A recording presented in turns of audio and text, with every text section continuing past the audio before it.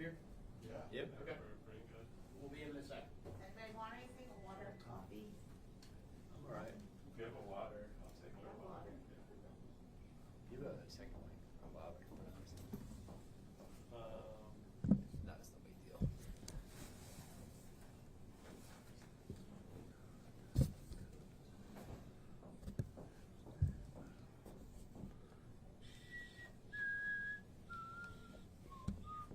Thank you. Appreciate it.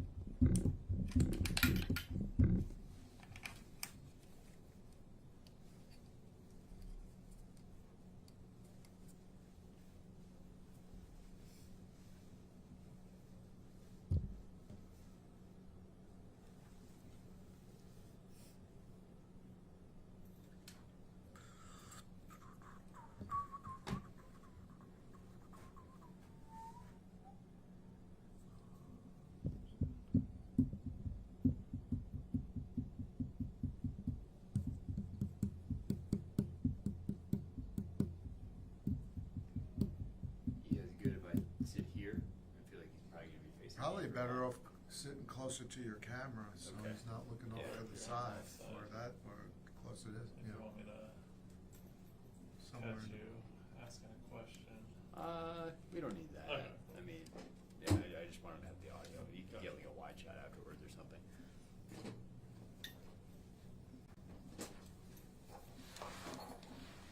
Okay, we're streaming just so you know. Check. You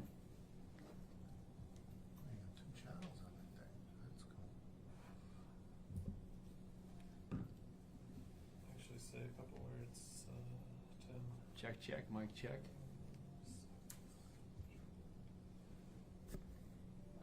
Sorry, one more time. Check, mic check. 1, 2, 1, 2, 3. Mic check. Okay, I got you.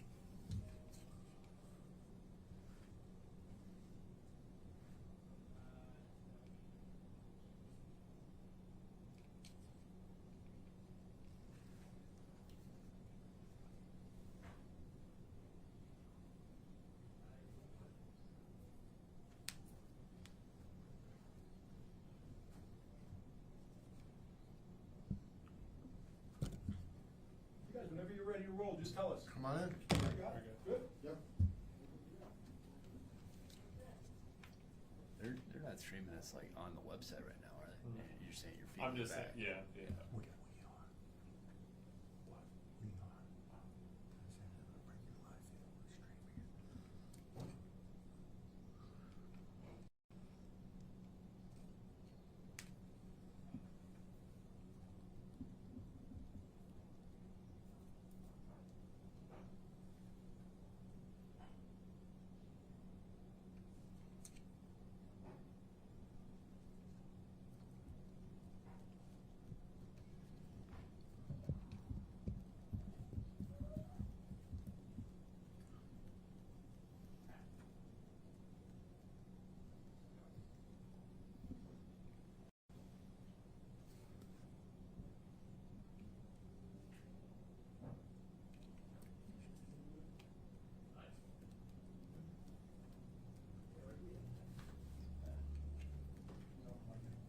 Hey, guys. Okay.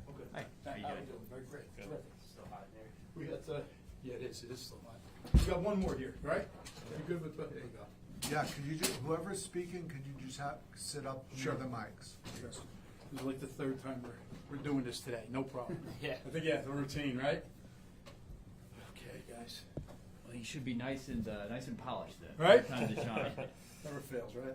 Shoot, whenever you're ready. Okay. You said there's another person coming, or you guys are good to go? Hey, Nance? Is everybody here is this the final 3? It's CBS, Fox, and Oh, I thought you meant one of you guys. Oh, no, we're good. Okay, all right, We're good. great. We got us too. Okay, if you could do me a favor, could you both just start by saying and spelling your first and last name and give me your exact title, please? Sure, Patrick Toscano, Toscano,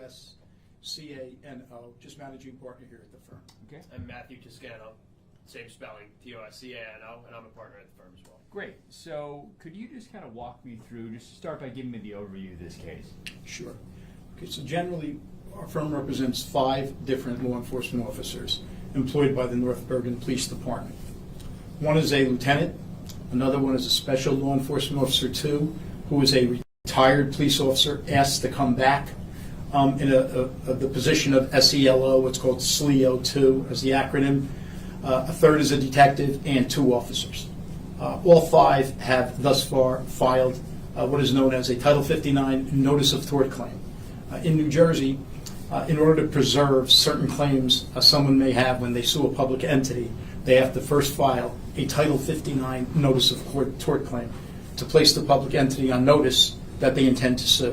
And then the state statute essentially calls for a waiting period of 180 days, and if the municipality doesn't come to the table to attempt to settle the issues, then the lawsuit could actually be filed.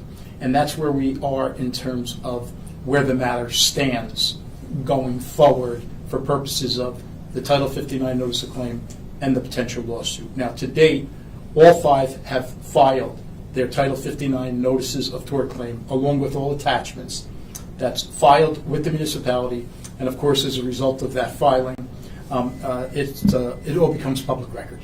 And that's where we stand right now in terms of at least procedural history. So it's a suit against the chief and the department? It's not an actual suit. Oh, well, it's the notice of claim, notice of claim, but yeah. the named defendants, if the matter doesn't settle amicably prior to filing a suit, it would be the Township of North Bergen, Robert Farley, the current chief of police, and probably certain other superior officers. Right now, we're looking at maybe 2 other superior officers. And what do these officers, the plaintiffs, what do they say happened? Well, have you had the opportunity to look at the Title 59? There you go. Okay, so there, since the chief, apparently Mr. Farley was sworn in approximately 1 year ago. As soon as he became chief, the retaliation, the actions on the job, Mr. Farley's actions on the job, ostensibly immediately changed. In other words, as soon as he's sworn in, he then begins to do certain things within the department. As these things initially, or these acts are initially, for want of a better word, reflected by Mr. Farley, they get worse and worse. They progressively get worse and worse. Comes to a point where, out of our 5 officers that we represent, 2 or 3 immediately begin to say, "Hey, listen, this is not just pranking anymore. This is getting, a little out of control." We're a law enforcement agency, so they would advise, the chief himself, Mr. Farley himself, as well as others, that these actions are getting out of control. Once they started to take umbrage at the actions, then remarks were made to them along the lines of, "You can't take a joke. If you can't take it, get out, retire, get lost. Remove yourself from the department." Again, subsequent to that, Mr. Farley's actions got worse and worse. So when I say worse and worse, month after month after month, to a point where the only way we could describe them now, and all you have to do is look at the evidence, the pictures, the photos, what's stated in the Title 59 Notices of Claim. We actually have another video, a separate video. All you have to do is take a look at those to show what these acts entail. And some of them are just absolutely disgusting. Others have nothing to do with the officers. When I say nothing to do with the officers on the job, it actually went so far as to send certain things to officers' homes in terms of, I say in terms of, more precisely, masturbation cream, sexual toys, certain flags, gay flags. Listen, nobody really cares. If someone is gay, nobody cares about that. But why a gay flag would be sent by Mr. Farley to one of our officers' homes so the wife and the child could see it, and open mail, we have no idea. You'd have to ask him that.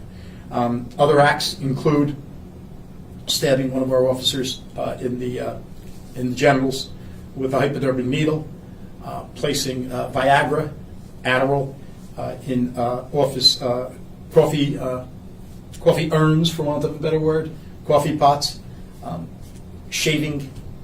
And I know some of this sounds a little weird, guys. It's not real easy to relay, because it's so bizarre. shaving his arms, taking his shirt off, naked from the waist up, and shaving his arms on the desks of, I believe it's a deputy chief, scraping certain excrement off of his underwear onto persons' desks, defecating on the floor, your garbage cans, where witnesses watched it, saw it, not once, but numerous times. And this is just a smattering of certain things that were done. There's much more that are done, and they're all, enumerated in the Title 59 notices of tort claim. When you first had this case come across your desk, how'd you feel? What was your reaction? Bizarre. We've represented probably, literally, hundreds and hundreds of police officers over the years. What we do here at our firm, what we sort of specialize in. And you think you see it all. We've never seen anything like this in all my years. I'll be a lawyer almost 40 years next year. He's a little younger, one of our partners here, but we've never seen in all the officers matters we've seen. We represented officers in criminal, civil, matrimonial, whatever it might be. We have never seen anything that comes anywhere near this. This is, again, I make my living with words. I've said it before. As a trial lawyer, I make my living with words. I can't think of the precise word that would, describe what these actions, or how these actions could be described. And these are all things that he's accused of doing after he was promoted to chief? As soon as he was promoted to the position of chief, this is when this all started in earnest, and it just got progressively worse and worse and worse. At one point in time, one of our clients, actually two of them, advised their supervisors there that they were reporting what's going on to the Attorney General's office, New Jersey State Attorney General's office. We suggested to them that they do that after consultation. One of the clients advised the supervisors that they were actually driving there. They were leaving the department to drive to the Attorney General's office. As they're driving to the Attorney General's office, that client who advised them that he was doing so received a phone call, and he was terminated over the phone by, we believe, a deputy chief. Pretty sure it's a deputy chief. The termination was clearly illegal, violated 3 or 4 state statutes. You just can't do that. You're entitled to procedural due process, internal affairs trial, and everything else. Preliminary notices, disciplinary action. None of that was done, and he was just telephonically terminated. So is he terminated now, or is he currently technically employed still by the department, or? As a result of the illegal termination, we contacted North Bergen. It appears as though North Bergen realized that that cannot be statutorily done. It was illegal. So then they noticed him subsequent to that with a letter that we received saying he's entitled to a hearing. And of course, we've requested that. That's where we stand now. But before that was done, after he was telephonically terminated, a letter was sent to everyone within the department. A memo was circulated within the department saying that Special Law Enforcement Officer 2, Michael Derrin, was terminated from the department. Why that letter was sent, we have no idea. You'd have to ask them. But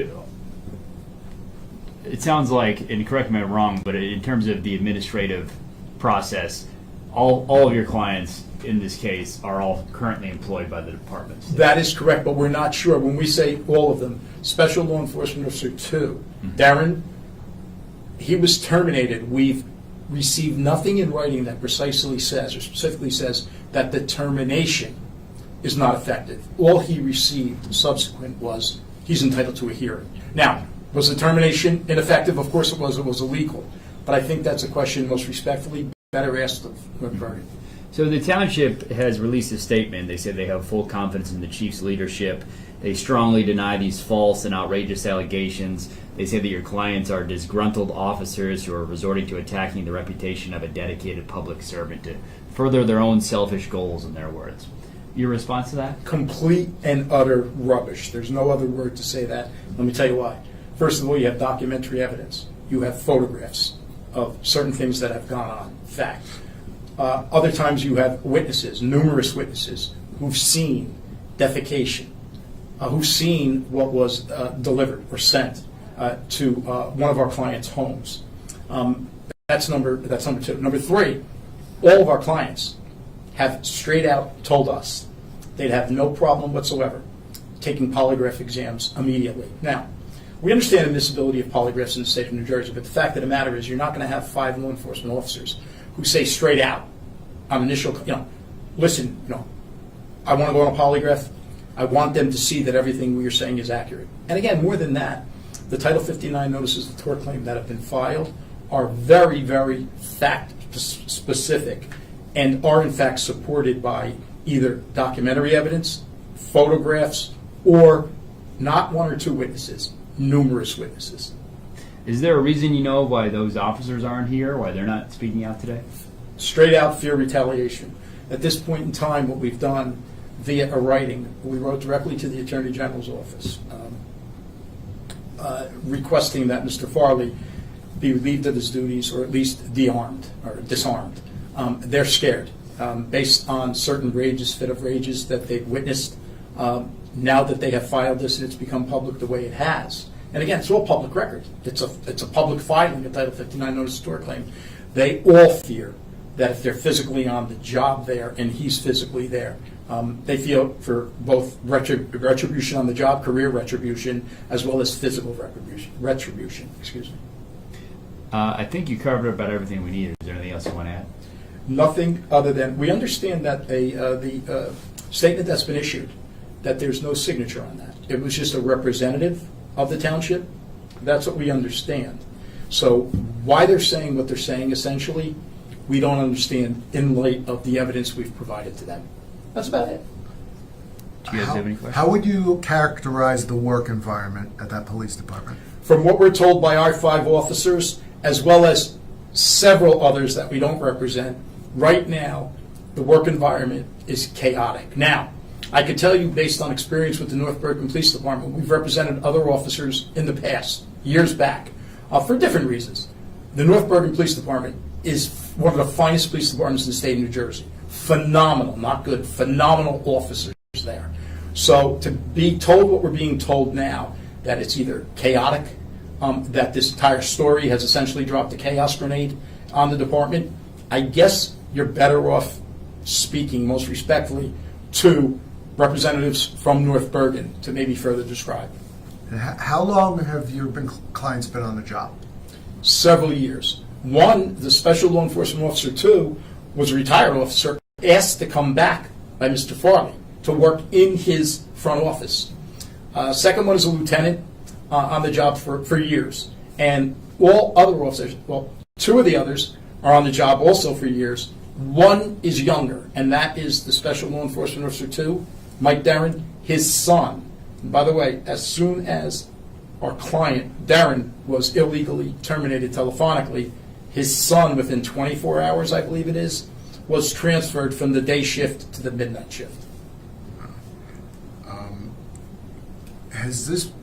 Was there any behavior like this before he was elevated to chief? We've been asked that question before. From what our clients are saying, no, nothing this bizarre. It seems like as soon as he was sworn in, the information that we've received by way of our investigation so far is ostensibly as soon as he was sworn in, his behavior immediately began to change. But it's interesting to note it's become progressively worse and worse and worse.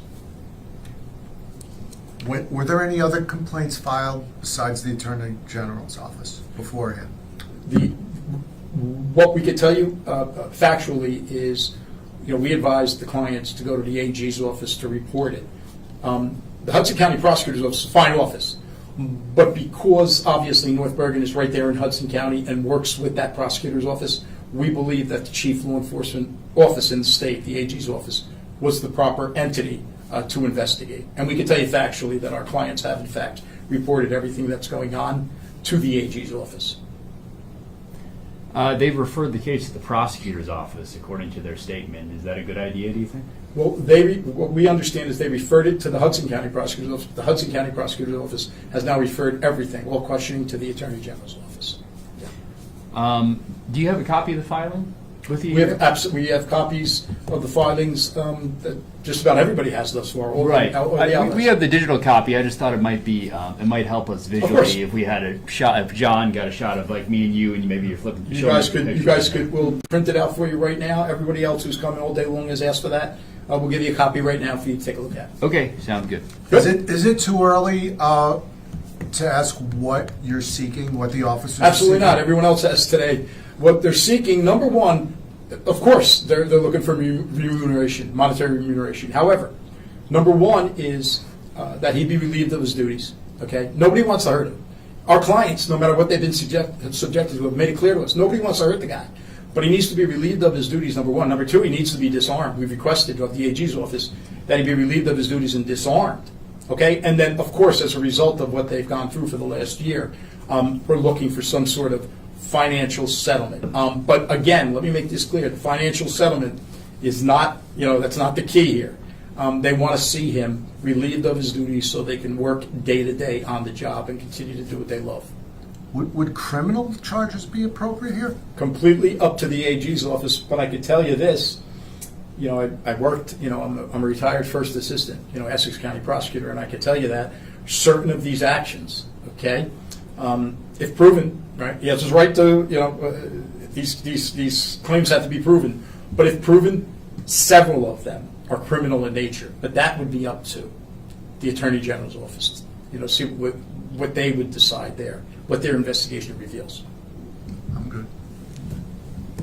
Good, guys? Terrific. Take your time, guys. If you want water, coffee, and then we'll bring in what you need. Did Yeah. you